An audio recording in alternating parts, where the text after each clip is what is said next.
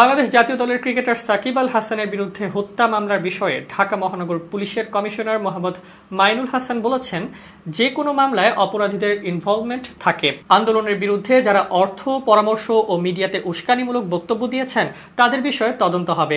শনিবার দুপুরে DMP media সেন্টারে আয়োজিত কমিশনার্স মিট দ্য প্রেসে সাংবাদিকদের এক প্রশ্নের জবাবে তিনি এসব কথা বলেন। ক্রিকেটার সাকিব আল হাসান জুলাইয়ের শুরু থেকেই বাংলাদেশের বাইরে। সাকিবের বিরুদ্ধে মামলার বিষয়ে ডিএমপি কমিশনারকে প্রশ্ন করা হলে তিনি বলেন, যে কোনো মামলাতেই আইন অনুযায়ী এভিডেন্স সংগ্রহ করা হবে। মামলা তদন্তে এভিডেন্স অনেক গুরুত্বপূর্ণ। গার্মেন্টস কর্মী রুবেলকে হত্যার নির্দেশদাতা হিসেবে ক্রিকেটার সাকিব আল হাসানের বিরুদ্ধে 22 আগস্ট ডিএমপির আদাবর থানায় একটি হত্যা মামলায় দায়ের করা হয়েছে।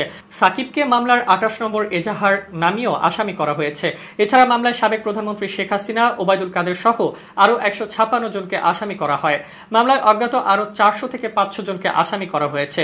আন্দোলনে হত্যাকাণ্ডের বিষয়ে এক প্রশ্নের জবাবে ডিএমপি কমিশনার বলেন, ইতোমধ্যে কিছু পুলিশের নামে মামলা রুজু হয়েছে। আইনগত ব্যবস্থা একটি চলমান প্রক্রিয়া, তুলনামূলক সময় লাগতে পারে। বিভাগীয় ব্যবস্থার বিষয়টিও চলমান রয়েছে। কেউ পলাতক কিনা এমন প্রশ্নের জবাবে মইনুল হাসান বলেন, তাদের বিষয়ে এখনো আমাদের কাছে তথ্য উপাত্ত নেই।